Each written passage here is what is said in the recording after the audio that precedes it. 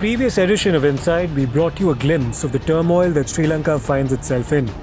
It faces an unprecedented economic crisis, with many accusing the current dispensation, led by President Gotabaya Rajapaksa and his brother Prime Minister Mahinda Rajapaksa, of economic mismanagement. We are at this Alexander Square and all these students have come out on the streets of Colombo protesting against the siblings of Rajapaksa, saying that go home Gotabaya. Gotabaya, who also had a dual citizenship, had come from the US and he was made the Prime Minister after he surrendered his citizenship, and that is a tagline which has been taken by all these students. The family governance, nepotism, hands off our future. You have ruined most of it already. He should resign. These are the placard which has been holded by all these students. Go home, Gotabaya. Gotabaya, go back. That is quite visibly seen, and all these lines which is being written on all these plates are Rajapaksa, enough is enough. What is the message to the Rajapaksa brothers, the sibling brothers, because they have not resigned, the cabinet has resigned? Gota and Mahinda should resign. We don't want Mahinda or Gota. We want all Rajapaksa to go. We want our country back. We want the country for the children. We have children. We have no problem, but we have this Rajapaksa problem. So ask them to go. So for me, so far studies have not been that great because of the power cuts that have been happening, and there are so many kids who have their O-levels coming up and they are unable to study. So it's really bad. It's happening here. We also talked about the serious dependence that Sri Lanka has acquired on China and Chinese investments in the country. 10% of Sri Lanka's external debt is sourced to China. This is the port city, which is a dream project of a Chinese government, which has been working even in the time when all the city, all the small major city of this country were on emergency. There was no movement, but still this project was working. As you can see, there are big cranes, big canters, this area which has been spread in huge in your land field, where for kilometers you'll have to take a bus. All these people were given food, money, everything. Projects like the Hambantota port have had to be handed over to China on extended leases because of the debts incurred. The debt trap diplomacy has enabled China to get a foothold in what has traditionally been India's sphere of influence, causing much apprehension here in India. In this edition of the special report from Sri Lanka, we are taking you to Hambantota, which is the center of all the controversy. China has taken lease of this particular port for 99 years. This is the route which leads to Hambantota, and this all highway has been built up by the Chinese government. In the course of few minutes, we will be telling you the inside story of how this Hambantota has been in the hand of China and how it is very strategically difficult for India to keep a close watch on the movement of China. Let's move and see.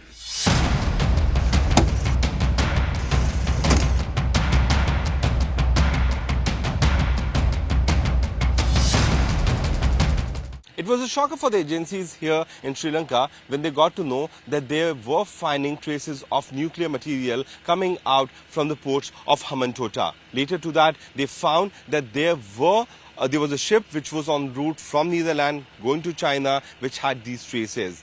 During the course of investigation, it was found that this nuclear material was certainly not procured from Netherlands because there is no mines there. Later on, the agencies also suspected that this material could have been given to the particular ship en route by the African pirates. The question which was raised by the Indian agencies that the security of this particular port, which had earlier 80% of the area in the hand of the Chinese people, should not be there, was very much valid. Financial experts call it a debt trap. When you give investment when you know that there won't be a proper return which you expect to get. There was a promise which was made to the Sri Lankan government that there will be a port for more ships, but actually it was only for 44 ships, which was certainly not that much that the Sri Lankan government could get return from it. Later to that, the Chinese also had probably a plan to keep the submarine brought by them so that the security could have been in their hand. Since India raised the voice and the security of this port finally went to the hand of the Sri Lankan government by reducing the percent of the share of the land which was supposed to be given to China, things have been slightly under control as of now. It was in the year 2009 when Sri Lanka was actually spotted by the Chinese to have their dominance on. The Chinese started supplying weapons, and later to that, in the year 2015, they finally laid the plot of the death trap on which they tried to focus on the economy of Sri Lanka. Over the period of time, this particular port, which is known as Habantota Port, was built up by the Chinese government, and then they had a loan percentage share in the total economy of 10%. The things started falling out from the hand of Sri Lankans, and later to that, the Chinese started having dominance on them. On an average, an IMF or a World Bank loan requires you to pay it back with about 1% interest. China looks at 5% interest or upwards. And when countries can't service that, they end up losing parts of their territory. So clearly the debt trap diplomacy is something which nobody is happy about, but China has such deep pockets that it has entered into almost all countries in India's neighborhood. Pakistan, with $64 billion China-Pakistan economic corridor. Sri Lanka, they bought off a township of Hambantota. Now the Sri Lankans and the Rajapaksa brothers have given China special concessional deals in port areas near Colombo and actually pulled out of an arrangement which was between Colombo, Delhi and Tokyo. And this was complete shock to India and Japan. But they offered India another terminal area near Colombo, but not quite as attractive as India and Japan had wanted. The Rajapakshas, for all their rhetoric about pursuing a policy that prioritizes relations with India, have not hesitated playing the China card. But given the situation that Sri Lanka now finds itself in, including resentment on the streets over this excessive reliance on China, will there be introspection? Opposition members of parliament now ask people to rise against this government, without their political colors, caste, creed or nationality, to rise against the Rajapaksa family rule, the family bandism, and we ask all the foreign governments not to support this Rajapaksa oligarchy. They robbed our country, therefore they must be punished in international courts as well. So let us unite in this cause to support Sri Lankan people to oust this government and form a kind of a popular as well as the unity government to salvage our country from the bankruptcy. China's focus in terms of investments in infrastructure, including many projects associated with its Belt and Road Initiative, have been concentrated in Sri Lanka's south. But there is a strong indication that they're looking to expand and looking north in Jaffna, the once civil war-torn province of Sri Lanka, with a large section of the population that is Tamil-speaking. Times Now's Priyank Tripathi has been traversing the entire length and breadth of Sri Lanka to bring us a comprehensive perspective on the situation in the island nation. On this episode of Inside, we focus specifically on how China is eyeing the northern province of Sri Lanka, which is Jaffna, to make further inroads.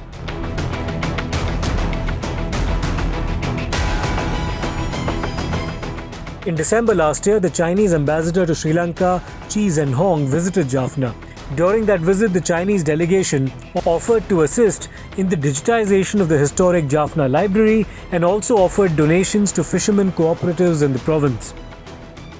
Times Now will be the first channel which is going to explore that how Chinese were going to explore their territory in the northern part of Sri Lanka's territory. We are inside the sea, and if you can, Pankaj can show you, that is a Priyathi island which the Chinese were eyeing on.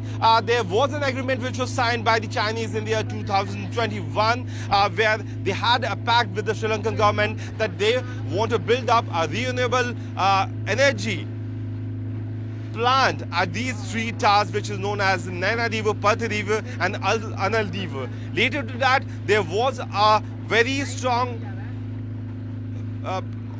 pressure which was built up by the Indian government, and after that the Indian government had a deal with Basil Rajpaksha, who had gone to India, and now the Parthadip island, which was supposed to be a place where the Chinese were trying to build up their thing, has been taken back from their hand. Now we have these three islands, Delft, Nainadiva and Analdiva. These are the three islands where the Indian companies will be making a renewable thing. We are going forward and see that what we can get from there. There has been a strong outreach on the part of the Chinese towards Tamils in Jaffna. In January last year, the Sri Lankan government had approved a proposal to install 3 hybrid renewable energy projects as part of a joint venture with a Chinese firm in the islets of Nedunthivu or the Delft Islands, Nainathivu and Anailathivu. These islets are closer to the Indian coastline. How far India is from Parthadip? If Chinese come here, if they stay here, if they put the army here, how far is India from here? How far is Dhanushkoti from here? 32 kilometer. 32 kilometer? Oh. By speedboat, how many hours? Speedboat, 1.5 hour. 1.5 hours only. Oh, okay. So the Chinese can be here and be very close to India. Oh, very, very close.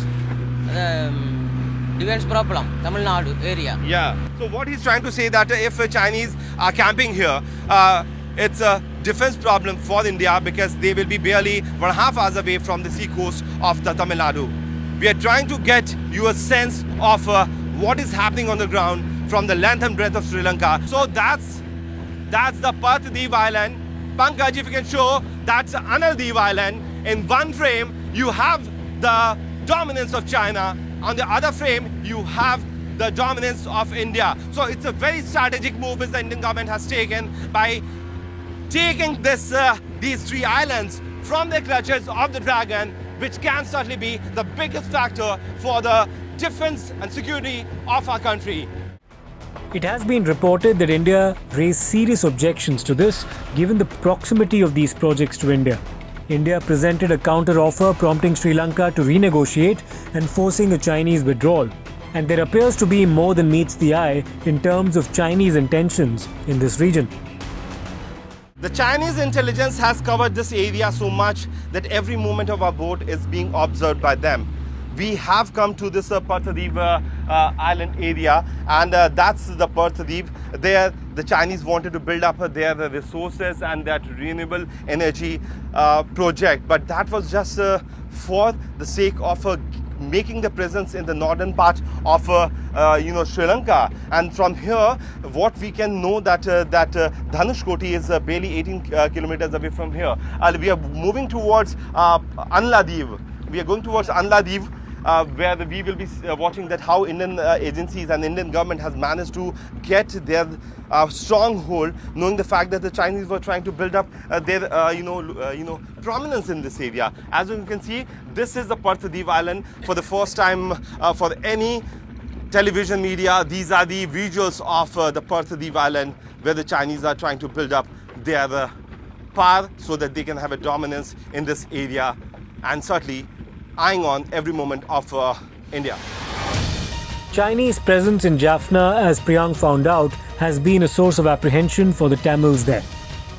After managing to get a glimpse of the Parthadip Island, which is has been a camp for the Chinese where they are trying to build up their energy resources, we have come to this area which looks quite lively because now you have the Tamilian people who stay here, and this island is known as Analadiv. This is the place where the Indian companies will be soon making and starting their project for the renewable energy. We are trying to go up and see that what this particular island has for you.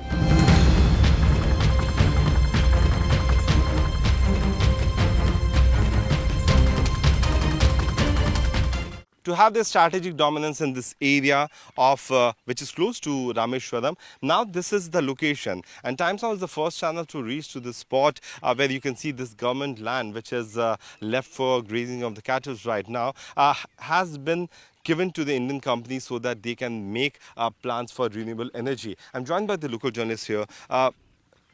When was this land given, and what is going to be made here? What will be made? This area Indian company project, the electric project. Do you hope if the Indians will come, there will be some development here? Good. Good. Good the development, road development. So there you can see the general feeling among the people here is that if the Indian companies come here, then certainly the development will be quite visibly seen for them.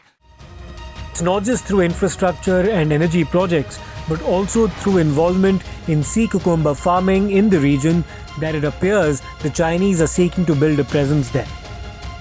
While exposing the Chinese link in several things which is certainly trying to dominate the economy of Sri Lanka, we have reached to the island where the Chinese want to have their port.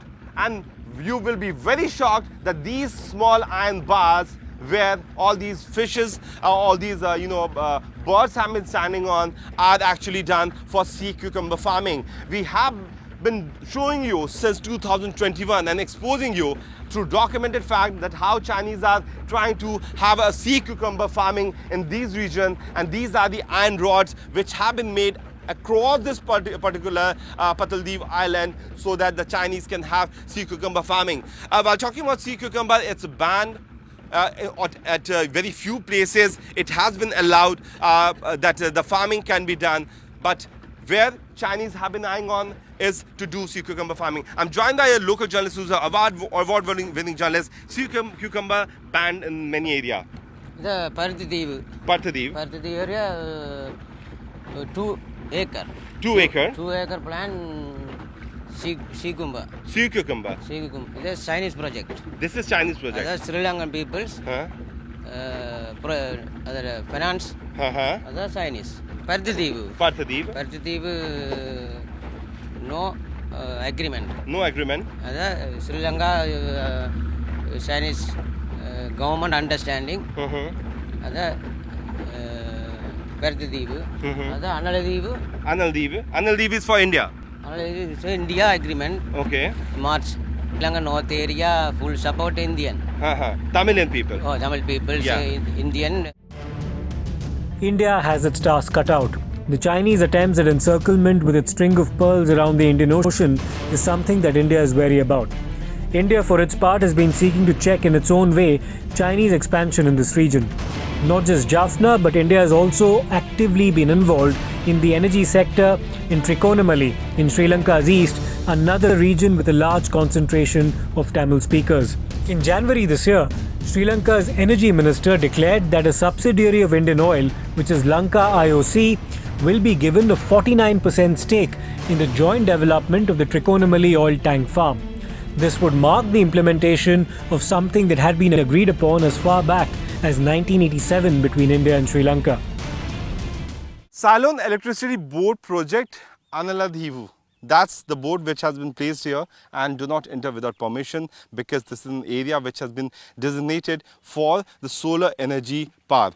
And you'll be amazed to know that the Chinese are also trying to build up a similar kind of thing in one of the island which is right next to this place. As you can see, very close to these islands have been the location where the Chinese have been trying to build up their renewable energy. But thankfully, the Indian government has managed to have a very strong relationship with the Sri Lankans, and they have tried to get a negotiation that they will be building it on 3 islands.